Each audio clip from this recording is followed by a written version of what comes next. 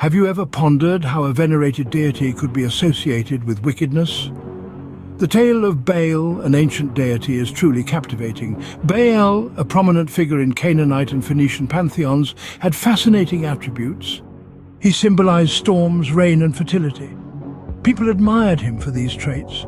His imagery, wielding a lightning bolt, reflected his command over nature's forces. Revered for his link to agricultural wealth, he was seen as a crucial figure in those ancient societies. But how did this figure, celebrated for his power and benevolence, become linked with evil?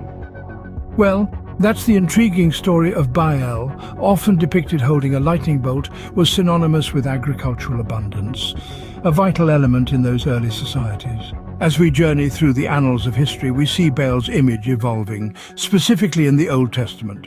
Baal is frequently mentioned in connection with Israelites' interactions with neighboring societies that revered this deity. No longer a god of plenty, Baal becomes a contentious figure. His adoration is criticized by biblical prophets and authors, perceived as a threat to the worship of Yahweh, the God of Israel. As time marched on, early Christianity began to spread, influencing different pagan societies in its stride. In a bid to establish their faith in these regions, Christian leaders often cast a negative light on native gods. Baal, a prominent deity, was no exception to this practice. The representation of Baal witnessed a dramatic shift in Christian demonology. Formerly revered as a symbol of fertility and abundance, Baal was now portrayed as a malevolent figure, even associated with demons. This radical transformation painted an altogether different picture, contrasting starkly with Baal's original image. He was equated with demons or figures of malevolence in Christian demonology, a far cry from his origins as a god of fertility and abundance. This portrayal of Baal as a malevolent entity solidified during the medieval era. The perception of Baal as a wicked figure was largely influenced by the societal and religious constructs of the time. Medieval Christian theologians and scholars, in their quest for religious homogeneity, played a pivotal role in shaping this image. The portrayal was not just an isolated interpretation, but a part of a broader mission. Mission aimed to strengthen Christian religious orthodoxy, establish the monotheistic faith as the supreme authority, and systematically suppress pagan customs and heretical practices. This was part of a broader effort to consolidate Christian religious orthodoxy and to combat what were viewed as pagan or heretical practices. In the midst of these transformations, there were rituals and practices associated with summoning Baal. These rituals, deeply embedded in ancient civilizations, were integral to Baal worship. They included complex ceremonies, offerings, and unique chants intended to call upon the deity. These practices demonstrated the awe and terror Baal inspired among his followers.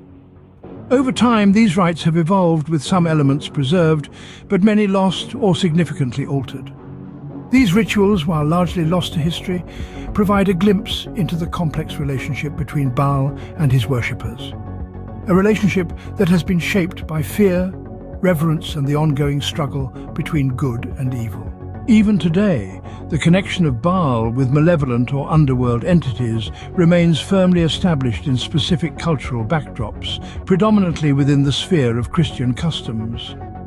It's a notion that has been passed down through generations and has found a home in the collective consciousness of many societies. Throughout history, Baal has been and reinterpreted in various lights, his identity constantly shifting to reflect the prevailing religious and socio-cultural sentiments of the times. But one constant has remained. He is often considered a symbol of antagonism to God.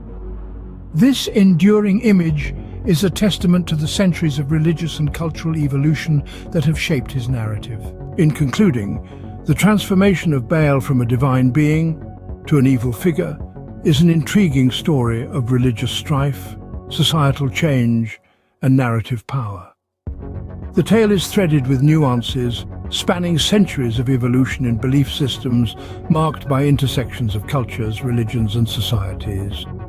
The crux lies in the fact that Baal's transformation is shrouded in controversy and interpretations that differ significantly among various religious and cultural groups. The story, thus, becomes a testament to the fluidity of belief systems and the effect of time on shaping perceptions. It's an extraordinary instance displaying how beliefs change over time.